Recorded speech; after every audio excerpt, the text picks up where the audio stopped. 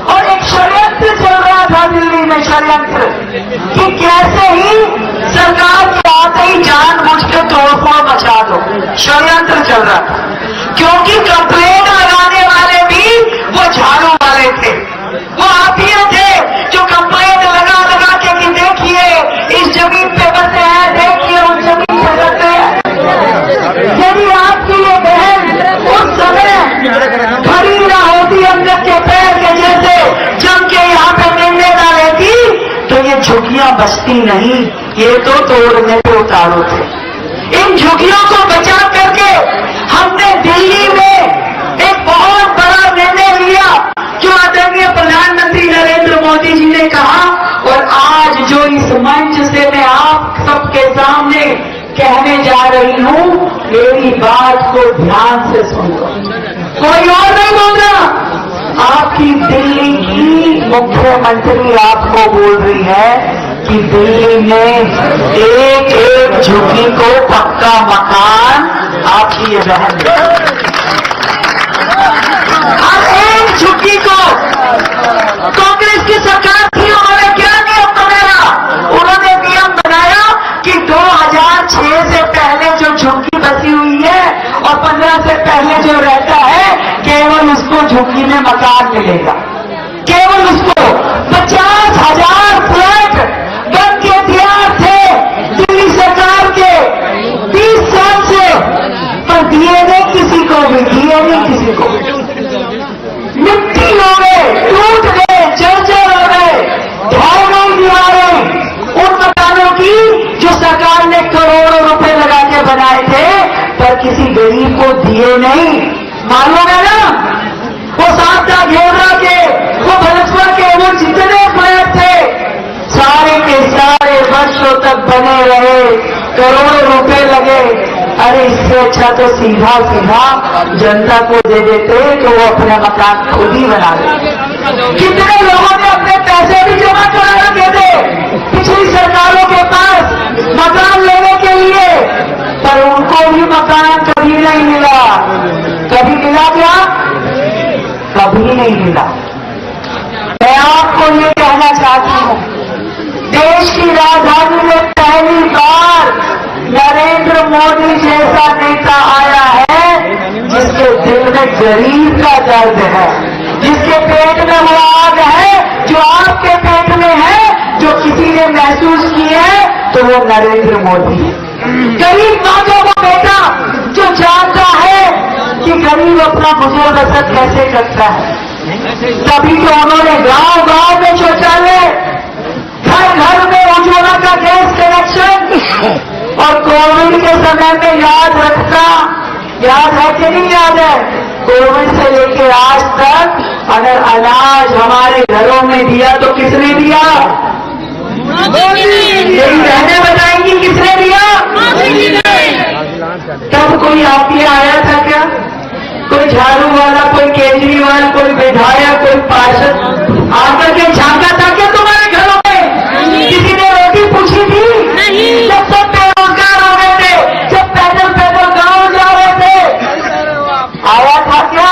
जो आज चुनाव लड़ रहा है झाड़ू से, यही का निगम पार्षद तो था। कभी किसी को 2 रुपए की मदद की क्या? नहीं, कभी नहीं। कभी किसी गरीब का केजरीवाल ने भला नहीं किया, कभी किसी गरीब की उसने मदद नहीं की। जो आज आपसे चुनाव लड़ने के लिए आ रहे हैं, तब भी मदद करी तो किसने करी? नरेंद्र मोदी ने करी। घर घर अनाज पहुंचा के, मजदूर भाइयों को धक्का दे करके, गरीबों की पेंशन दे करके, अकाउंट खुलवा करके, जब अकाउंट खुलवाए, आज देश में हर व्यक्ति का अकाउंट खुल गया।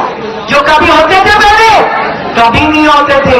पहले पेंशन का एक एक चेक लेने के लिए हाजिरी मारनी पड़ती थी विधायकों की, निगम पार्षदों की, और अब क्या होता है? सीधा खाते में आते हैं। किसने किया? मोदी जी ने। मोदी जी ने। क्यों? क्योंकि उन्हें मालूम है कि ये जो भ्रष्टाचार होता है, एक एक चीज जो सरकार योजना के रूप में भेजती है, वो जनता को मिलती कहाँ थी भैया? लूट लेते थे, लूट लेते थे। रास्ते में ही गरीब के हक का और अब वो दिन चले गए। और अब आपको मैं बताना चाहती हूँ, ये देश की राजधानी दिल्ली, जहाँ लाखों मेरे पूर्वांचल के भाई बहन वर्षों से यहाँ रह रहे हैं, मैं आज आप सबके सामने, इन मीडिया के भाई बहनों के सामने कहना चाहती हूँ, दिल्ली किसी एक के बाप की नहीं है, दिल्ली हम सबकी है, सबकी है, आपकी है, एक एक व्यक्ति की है, जो आप सब यहाँ खड़े हो। और दिल्ली के साधनों पे आप सबका अधिकार है।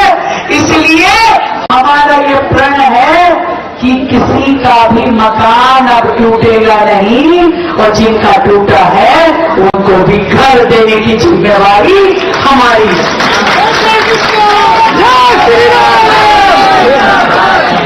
चोरों ने कह रही हो भैया, कोई किसी से घबराहट नहीं, डर नहीं, भय नहीं कि एक एक गरीब के हित के लिए काम करेगी रेखा गुप्ता, किसी गरीब को रोने पे रखने नहीं देगी।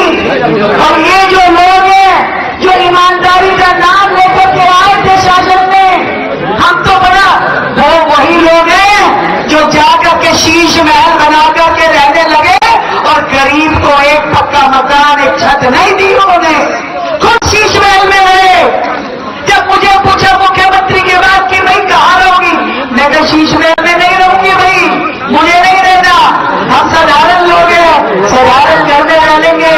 और इसलिए जन सेवा सदन बना करके जिसमें मेरे कुछ भाई आए भी थे, चाहे थे मेरे से मिलने के लिए, मैंने कहा मेरा निवास सबका निवास है, और जिसको निवास आपको देना है वो भी आपकी बहन देगी, इस बात को आप गांठ बांधो।